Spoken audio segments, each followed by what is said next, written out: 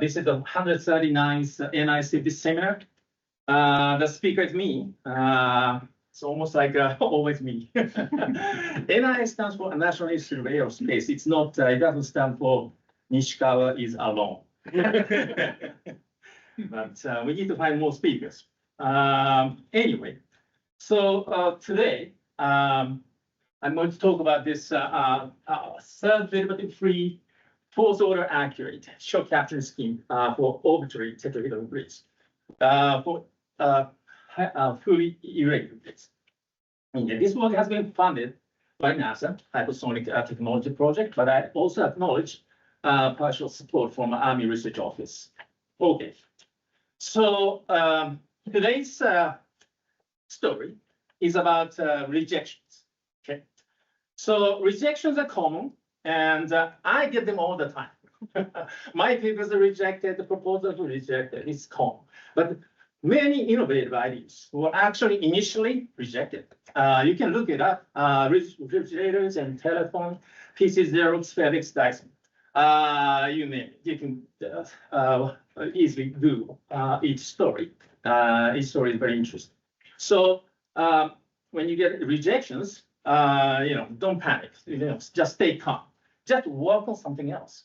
And sometimes the circumstances might change, and rejected ideas revive. And this can happen in CFD algorithm development. And that's the story I'm going to tell. I show this slide every time. I've been working on economical high-order schemes. What we want is robust and low dissipation schemes at nearly the same cost of second-order schemes. And for this particular project, we want this for high-fidelity hypersonic flow simulations with unstructured grids. And as you can see here, the second-order finite volume from the 1990s, which is not really second-order accurate precisely, but we're trying to make a giant leap from this to more than high-order methods like PG. There are people who are trying, and at the site a couple of weeks ago, I saw a presentation by a guy from ANSYS. They are developing PG code. And DJ Wang, he has his own company to do a high-order stuff, but still not widely employed in practical unstructured codes. And I've been working in the middle here. There are so many things we can do. Adaptive grids, it doesn't have to be high order. It can be second order. But you can adapt grids and the economical high order, third, fourth order schemes for unstructured grids, cell-centered or node-centered. And hyperbolic Navier-Stokes is a new formulation to improve discretization. You can use second order scheme. And low dissipation numerical fluxes. There are so many. So we need more people here, or we need more funding so that more people can work in this area. And for this particular talk, I focus on cell-centered scheme. Second order cell-centered finite volume scheme, which was the baseline scheme used for NASA's Vulcan CFD code for hypersonic flow simulations. And the main developer was Jeff White, and Matt and Amma and Kyle Thompson. And we started with this second order cell-centered discretization. So what we need is we have to do the linear reconstruction from the cell center to the face center. So we need gradients. So every time we do reconstruction, we need to compute gradients. We typically use the neighbor values and fit the linear polynomial, and then do the linear reconstruction. So using least squares. So we started with these least squares, and we published a couple of papers. And then one day, Jeff called me. He discovered this interesting paper by Fan Jiang in 2015. That was his PhD thesis, available on the internet. And he called me, and he found this interesting method. The idea here is that he has this numerical solution at cell center, but the gradients he computes and the store at node instead of cell center. And this was very interesting. And once you get nodal gradients, and you take the cell average to get the gradient at the cell center. So, and it's called that's what we call the CANG scheme, cell average nodal gradient scheme. This work was very interesting, and I've been working on this, and then we realized that, well, we don't have to do cell average. We can do face average instead of 4 values. We average these 3 values over the face, and this is called F face average nodal gradient, FAMG scheme. And so we made good progress with this. And one of the most big advantage of this approach is the number of nodes is almost like 1/6 of the number of cells in tetrahedral grids. So the memory to store gradients is much, much less. And you can save memory and also computation. That was a big advantage. Now, then one day, Jeff called me again, and he asked me a question. Okay, here, can we develop a higher order scheme? Can we go higher than second order with what we have? This is a very interesting question, because obviously to go to third order, we need to do quadratic reconstruction, and then we need second derivatives, right? But he asked, can we do this with what we have?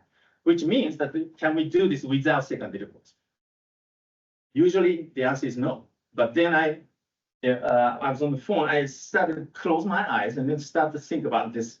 Can we do this? And this is the picture I had in my mind on the right.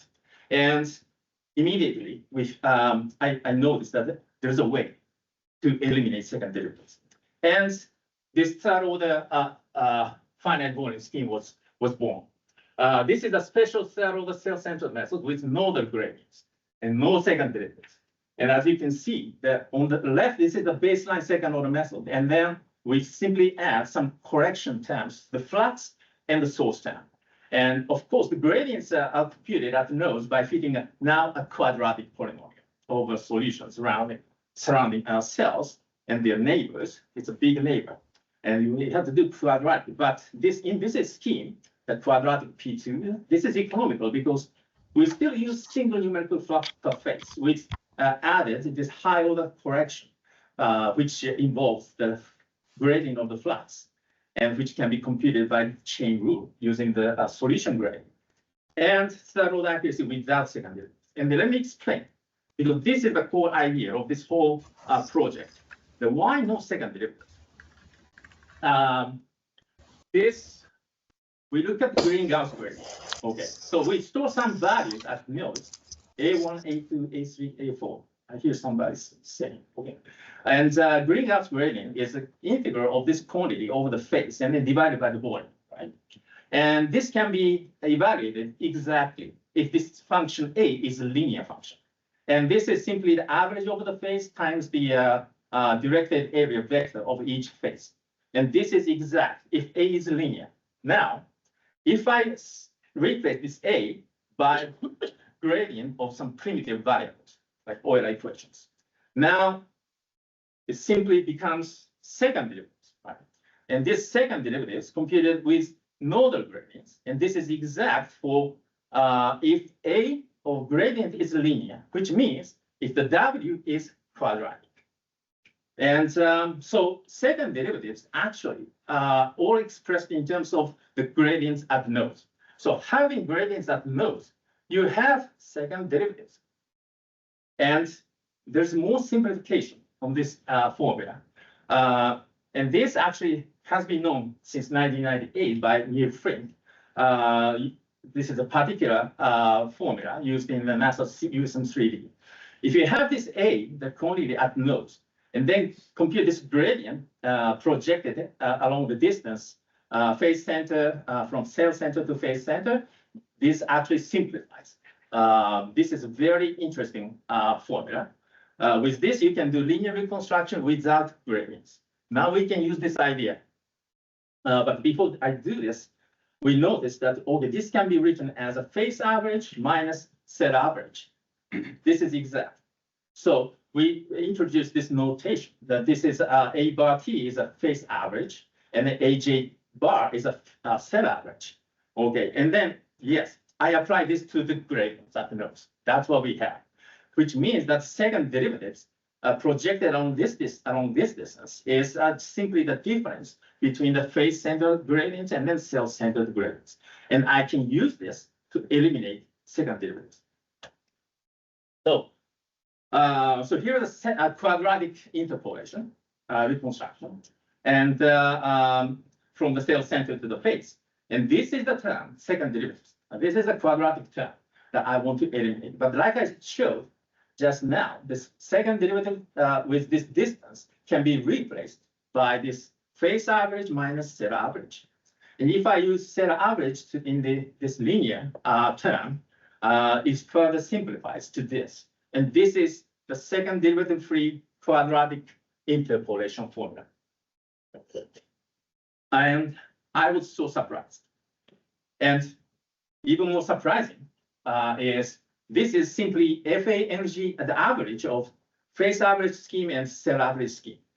So this means you can implement this immediately because in vacuum, by that time, we already have FA energy and CA energy, and we already have it. So Jeff implemented this quickly now. Okay, so that's a bit of history of this project. Now, this procedure, this idea is general, and this can be extended to arbitrary high order accuracy. And of course, the next step is a 4th order accuracy with cubic least squares and second derivatives. Well, cubic, 4th order, we need a cubic interpolation here. And then we have third derivatives. But in the same way, we can eliminate these third derivatives by using having second derivatives at nose, right? But when you talk about cubic least squares, it sounds scary. It requires 19 neighbors. It's a big system. And having second derivatives can be scary too. There's 6 more quantities for each variable.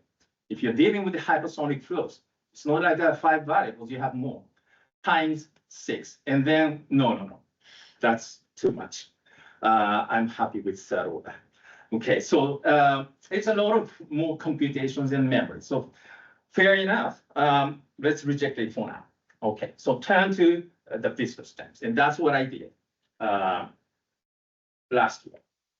And I presented this at in the summer conference. It was important to have third order viscous scheme because I have third order inviscid scheme, right? To take fully take advantage of third order inviscid accuracy, like inside boundary layer, second order viscous error will dominate. I want to have high order viscous scheme. So I started to do a quadratic viscous algorithm using quadratic reconstruction. And so second, now at this point, I need second derivatives for flux correction. If you remember, the flux correction requires gradient of the flux. The flux has gradients in it for viscous. So gradient of the flux, you need second derivatives. Okay, so I did it. And more surprisingly, I only get second order accuracy. It was not third order. So I had to move to cubic to see if I get third order. Cubic viscous, I don't need third derivative, I can eliminate them. And then I only need second derivatives. This is remarkable. I will show this formula, but flux correction term still requires gradient of the flux. So I only need second derivative. And then I was able to achieve 4th order accuracy. So third order is missing. And this I talked about last summer, and this still remains a mystery, and I still don't understand why. I tried really hard. I tried to learn from VG. They have the similar problems, and they have some solutions, but those solutions don't seem to apply to final one. And but anyway, so okay, no third order scheme, but we have 4th order viscous scheme. And okay, the 4th order scheme is actually economical and accurate, but it requires cubic least squares and second derivatives. That's the scary items. But what I found was actually this 4th order scheme is very efficient. First of all, cubic least square is actually simple to implement already in my code, at least, probably in Vulkan too, as we already have lots of neighbors. Even for second order scheme, we include neighbors and then their neighbors for robustness. And typically that's in tetrahedral grids, it's like 200 neighbors. No problem. But of course, we want to reduce it because to compute gradient, processing hundreds of neighbors is costly. So we want to reduce it, but it was not difficult to implement. And another big thing was the second derivative. It sounds very expensive, but if you think about it, let's consider a conventional fourth order scheme for unstructured grids. We need, and this blue rectangle represents one solution vector. So 5 variables for 3D Navier, so 5 variables times the number of cells. Okay, rho u v w p, rho u v w p for each cell. And for second order, you need x derivative, y, and z derivatives, 3 additional arrays. And then for third order, you need second derivatives, that's 6 of them. And then for fourth order, you need third derivatives, that's 10. So overall, you need to prepare 20 arrays to store all these, and that scares me. But on the other hand, because we store them at the nodes, not cells, even just the x derivative is just 1/6 of the solution vector, and y and then z. And then second derivatives, each is just 1/6 of the whole solution array. And we have 1, 2, 3, 4, 5, 6 second derivatives. So in total, it only requires one additional solution vector. And that's not a lot, right? So it's actually even less for viscous because we only need them for velocity and temperature for viscous. So it's not really a lot of memory and not a lot of computations. So circumstance has changed. And that's when I can go back to inviscid scheme, fourth order. So fourth order inviscid scheme was rejected for high cost of second derivatives. But we now have second derivatives for viscous scheme. If we really want to go high order, we need to have second derivatives. And it's not as expensive as we once thought. So we might as well implement the fourth order inviscid scheme. And the answer is yes. And I did it. So constructing fourth order inviscid scheme is not difficult because I already did fourth order for viscous in summer, presented at AIAA. I have all the necessary formulas from the viscous scheme. Let me show you. So again, we start with this baseline second order method on the left, and then we add flux correction and source correction. And we need cubic interpolation here. But it does require some correction for the gradient. This is in the paper. And here, this is a sum of the quadratic term and third derivative term. Third derivatives are expressed in terms of nodal second derivatives and then combined with the quadratic term. So this is exact for cubic function and not using third derivatives. And this flux correction term, this is remarkable. This is not just the extension of the third order formula. This was derived quite differently because I didn't want to do a straightforward extension because that would require third derivatives. As you can see, this correction requires only the flux gradient, which can be computed by chain rule using the solution gradient. And this is a flux average over the 3 values of the phase minus numerical flux at the center. Okay. So there are no, we only need second derivatives for the viscous. For inviscid, still we only need the gradients. And source correction, we need second derivatives of the source. So we have to compute second derivative at the nodes. So how about shock capturing? This is something I really need to spend more time. But so far, I applied this R5 limiter, which is known to preserve up to 5th order accuracy. And all interpolations limited this way. And this way, it has been proved to preserve high order accuracy in smooth region. And we have to limit the flux correction too. And this is where I still want to spend more time. The problem is currently I simply apply the minimum of the flux function for all the variables and apply it like a scalar value here. But I can apply this limiter function for each variable to this grad W. The question is this guy, flux difference. How should I apply this limiter functions computed for variables to flux components? Yeah, so that's something I'm still working on. But anyway, I just tried it. So numerical results. I have to do accuracy verification first. And so using manufactured solution, I know the exact solution. And then using the irregular tetrahedral grids in a cube. And in the grid refinement, this is L1 error in the velocity component. And I have second order accuracy, third order accuracy, and then now fourth order accuracy. And on the right, this is an error in the x derivative of the x velocity. And I'm a bit surprised that this is second order gives a bit better than first order accuracy in the gradients. And third order scheme gives second order accuracy gradients. And then fourth order, you have third order accuracy in the gradients. And it's much, much more accurate. I don't know if this huge gain is general. I don't know, maybe this is a special case. But this is very encouraging. And I did the subsonic flow over smooth bumps so I can measure the entropy error. But in this case, when I apply tangency condition, this normal vector, the surface normal, has to be accurate. And I knew it for the third order scheme. So for third order, we compute, we have exact normal at boundary nodes, and then we average them to get the normal vector at the phase center, and then use this to define the right state. For fourth order, I thought I would have to go higher. So I have P3 normal, which is exact for cubic geometry. I included the normal vector at the edge midpoint. And then I have this quadratic interpolation to the face.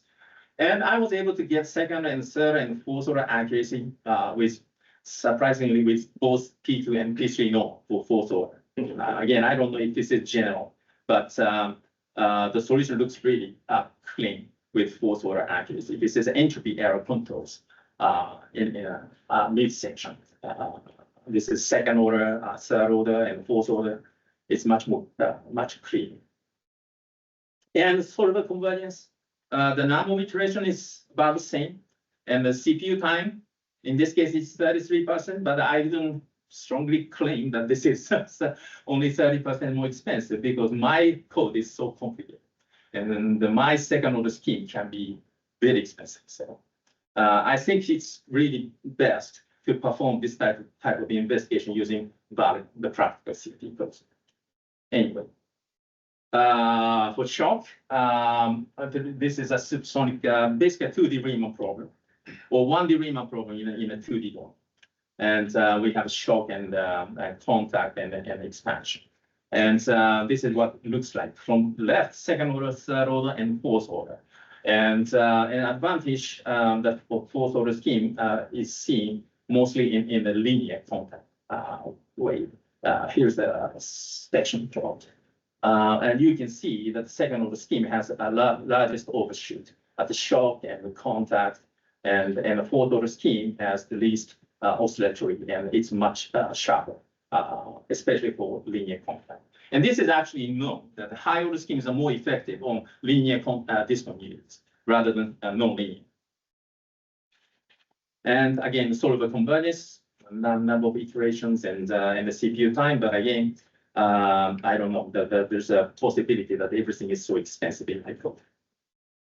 So I developed the fourth order in this scheme for arbitrary tetrahedral without third derivatives, and significantly more accurate, especially gradients, surprisingly on the irregular tetrahedral grids.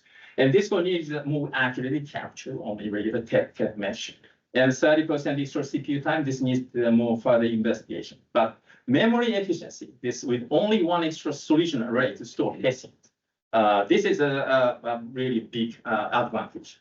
So future work, now I move to fourth order Navier scheme and compare P1, P2, P3, second, third, fourth order Navier schemes to see if fourth order scheme is really useful. And I like to improve limiters and then extend the scheme to mixed elements. And finally, extension or contraction from 3D to 2D. Because I focused so much on 3D. I didn't have 2D code. But now I realize in studying this, improve limiters, etc., I need efficient code. I have only a serial code. So anyway, all arbitrary high order schemes are possible. Remember, economical 5th order or higher order schemes are possible. And we may reject it for now and work on other things. But who knows, we might find a good reason to pursue it in the future. Thank you very much.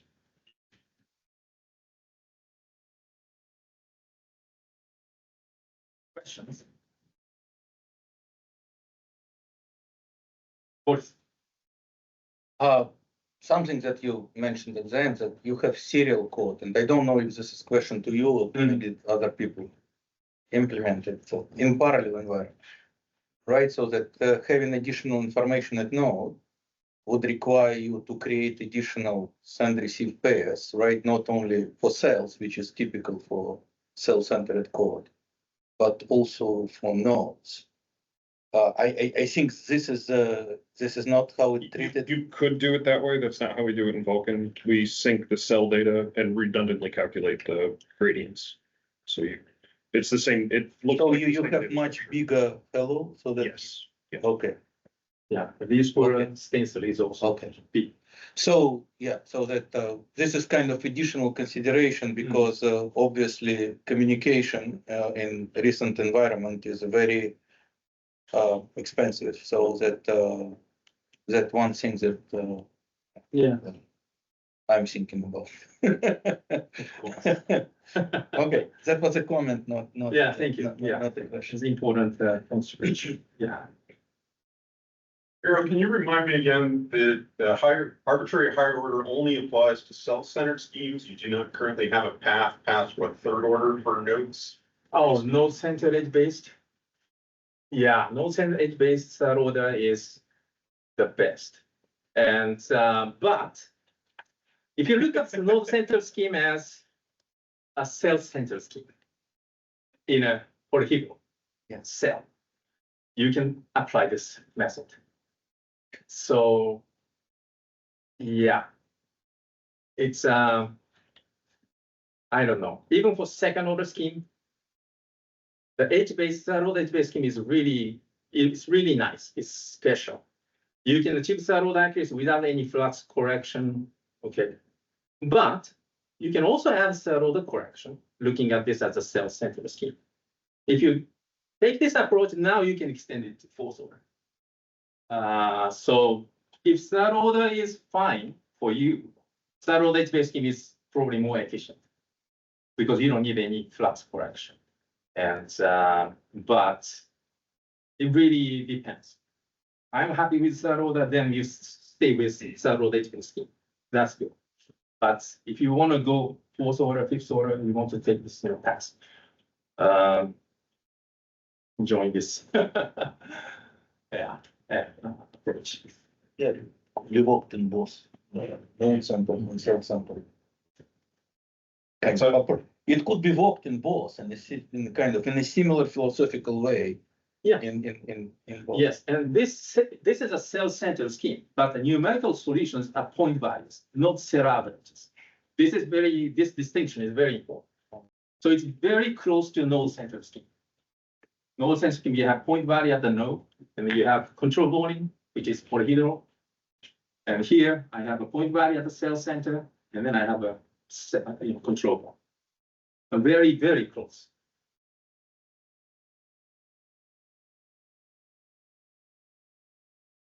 Any other questions? So I had a question based on the numerical dissipation of your 4th order scheme compared to DG.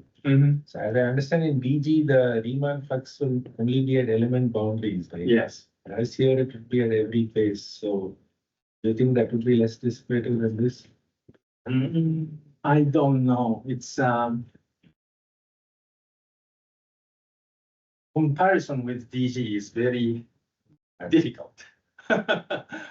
And the dissipation level you can control it. And I don't know which is because when you have numerical flux and then you have dissipation time, you just turn it off and you have zero dissipation, right? That way you can adjust. So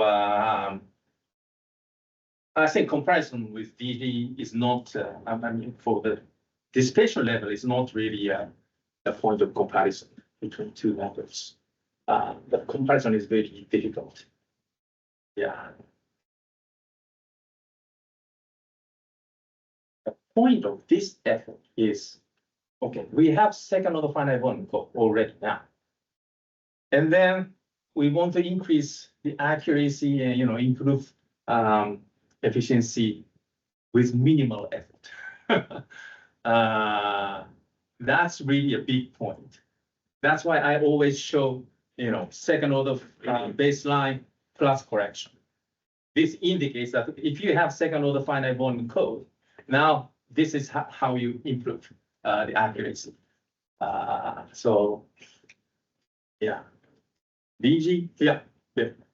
Back in your days, I don't know, what is it, a decade and a half ago with Rowe working on the active flux. I remember a paper by Rowe arguing that third order was the magic sweet spot. Now that you have these higher orders and infinitely higher orders, do you still feel that way? Or like you just mentioned, we want to do the easy extension. You don't want to jump all the way to the higher order DG and stuff. What's your feeling there in the middle now where the sweet spot might be? Yeah, I remember that argument in the proposal. Yeah, we won that proposal, but comparing different schemes like second order scheme and third order scheme can be very difficult. Okay, so you have a second order scheme and you improve it to third order and then compare. That's one comparison. Another comparison is somebody's second order scheme and your third order scheme. They're completely different, like DG, second order finite volume, third order DG. These two comparisons are very different. Third order DG might be much more accurate than second order finite volume. But if you extend second order DG to third order DG, I don't know if that's going to be as big. And I think it's just not so simple. It depends on additional cost. In this case, the additional cost is really low. I'm so surprised. I think it's worth trying. And the fourth order is good because from second to third, you eliminate dispersion error, not the dissipation. But going from third order to fourth order, now you reduce dissipation. So you are eliminating different kind of errors. And I did find that fourth order scheme does give much sharper contact discontinuities, etc. So I think because of this additional efficiency, I think it's worth pursuing this method. I don't know if it's a sweet spot. If it's not too expensive, I think people will use it. Question online. Okay, good. Hi, this is Travis Drainer from the University of Minnesota. First of all, this is yes. First of all, this is very interesting. Just very, very interesting work. Are there takeaways? If you are running a mostly hexahedral mesh, are there things that carry over, or is there an incentive to hybridize the mesh so you have some hexahedral, some tetrahedral meshes, or is it just all tets? It's best for all tets because the number of nodes and number of cells are almost the same in hexahedral mesh. So you don't get this big advantage of in storing gradients or second derivatives at the nodes.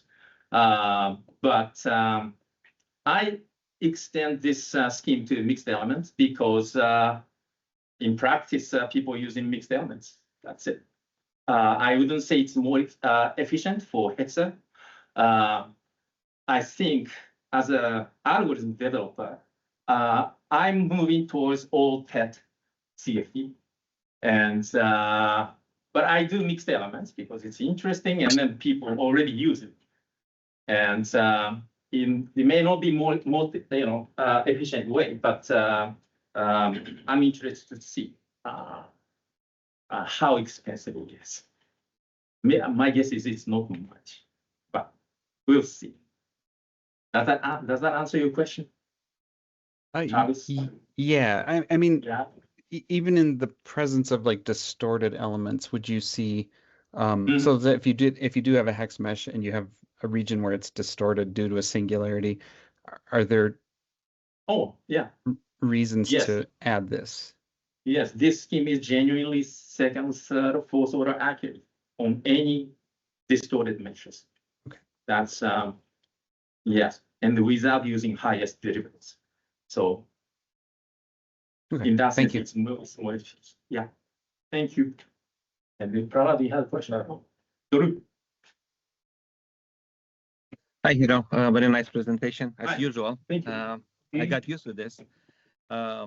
I have a question about the numerical efficiency of the scheme. So if I understand correctly, you need the gradients. Yes. And the gradients will involve a large molecule, right? So for each gradient, and for node gradients, you involve like 100 plus neighbors. So that would be to solve a least square problem to determine the gradient for that, right? So for each gradient system of equation to solve, and then the parallel computer. So my question is the following. So yes, the extra, once you have the gradients, the extra calculation doesn't seem prohibitive. What is your estimate in terms of comparing the cost for say the same number of cells or degrees of freedom for second, third, and fourth in terms of computation cost, CPU or flops or whatever.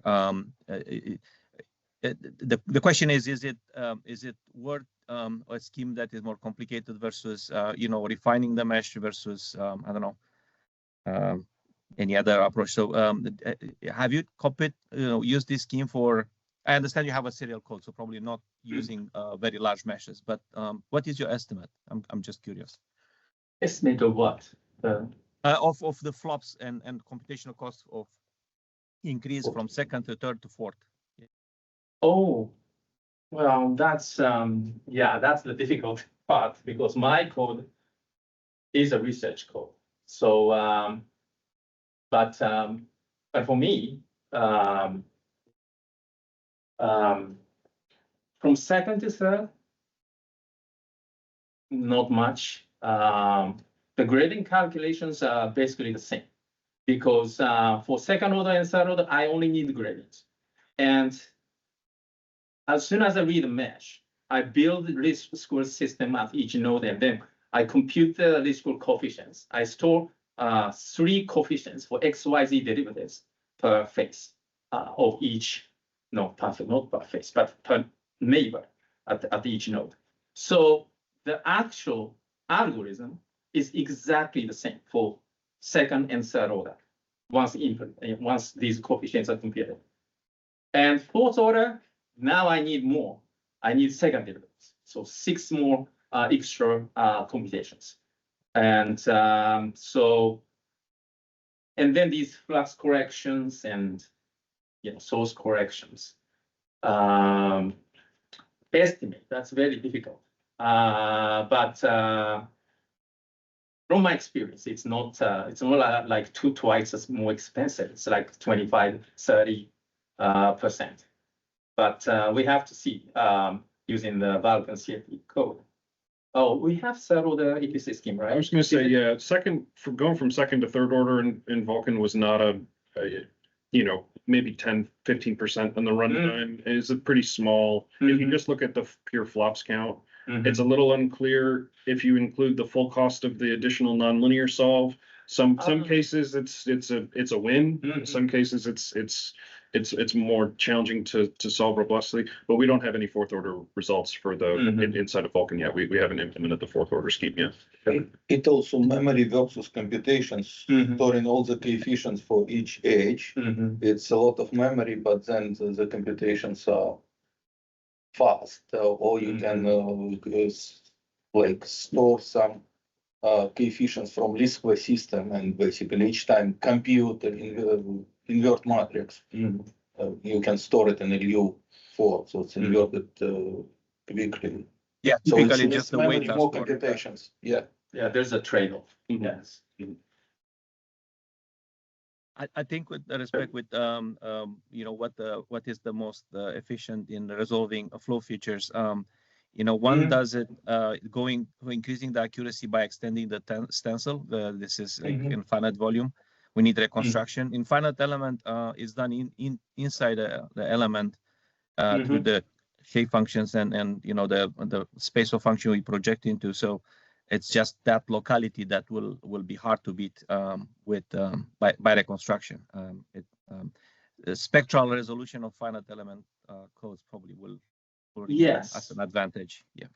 Yes, that's good. But I haven't given up the approach of computing gradients using a implicit method.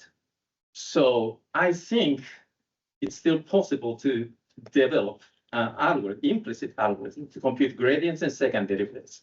So that way, I think I can reduce this stencil for the gradients and derivatives. So I haven't given up. There is a way, there's a direction I wanted to pursue. Yeah, thank you. But that's a very good point. Thank you, Guru. Any other questions? So one of the details you have here is that you need gradients of your flux. Mhm. And you talked about how, and you published a paper on this, like, or a section of one of your papers on this as well, that you use the Jacobian to go from gradients of your primitive variables, gradients of your observed variables to your gradients of your flux. How sensitive is that? Because for something like the Euler flux, it's pretty straightforward. But if you start tacking on more and more changes, and if you start adding limiters and other things like that, suddenly the mapping between variables and fluxes gets more tenuous. Is this something that you've noticed is a problem spot, or is this something that you add a simple Jacobian and then you're done? Yes, so far I've only done done this for the Euler and Navier-Stokes. So I can figure out this flux Jacobian, the FDW, what they look like. If it's involves some complicated function like tables or anything, I don't know how sensitive it is. And if F is not differentiable, I don't know what kind of impact it's going to have. And how important it is, I don't know. So, yeah, I guess what I'm asking is, do you ever see a loss of accuracy due to an imperfect Jacobian being put in there? oh, yes. If this is imperfect, I don't get Nodal or Poisson values. Okay. That I experienced, yeah, before the Euler and Navier-Stokes. For Navier-Stokes, I had to differentiate the viscosity, third one, so with respect to temperature. Okay, yeah, that's one of the things I was thinking of was the viscous flux. If you're using a compressible code, the viscous flux will depend on temperature, and there's a nonlinear relationship there. And you're saying that you do lose accuracy if you don't. Yes, I do. I do lose. Any other questions? We still have time. Probably can formulate explicit estimation, polynomial approximation to your flux, and then to claim that you have like accuracy to your approximate flux that will be differentiable. So, like, what's the difference with real flux? Up to you out of this consideration. At least you will have something that you can understand and assess it. Just thinking. Like a polynomial thing.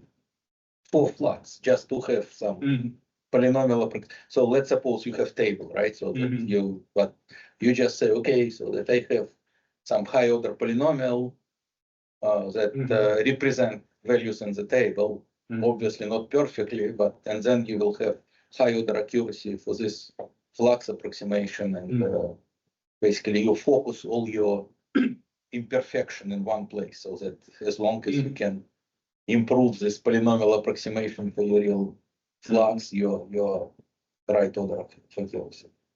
Yes.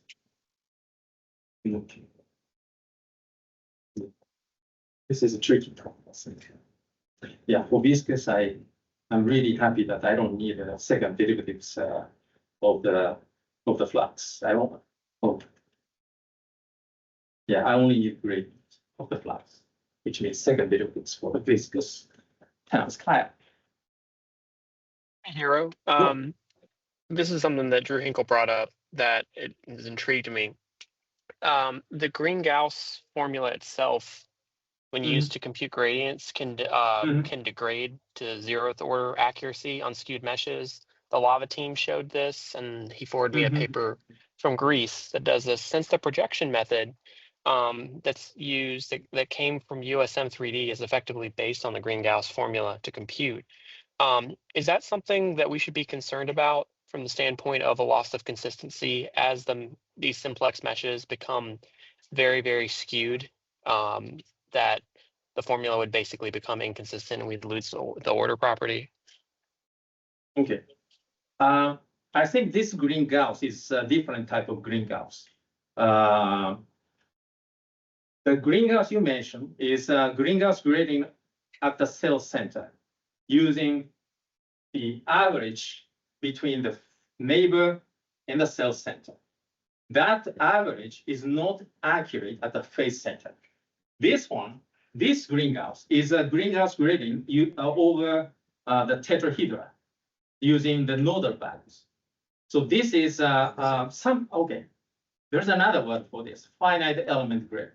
You have a P1 tetrahedral element, and you have basis functions, for this linear function, and then you can exactly differentiate to get the gradient. And this Green-Gauss is exact for linear function because this is you can call it finite element gradient. So yeah, there's no concern about accuracy deterioration. For any test, this is exact. Yeah. Okay, and that was my understanding as well. I just wanted to ask that question just to rule that out as a potential error source. Thanks. Yeah, thanks. Yeah, Green-Gauss. I need to be more specific. Finite element gradient is probably better in the uses. Any other questions? We still have time. 9 minutes. No? You were too fast and efficient in your presentations. Economical. I mean, once at the AW, I did a 3-minute talk, and for 27 minutes for Q&A. So, yeah, 30 minutes is really a long time for me. No questions. And no from home. Good. Okay. So thank you very much for coming and for questions and the good discussions. And if there are no other speakers, I'll be back in summer for the Nagasaki scheme. Okay, thank you. Bye.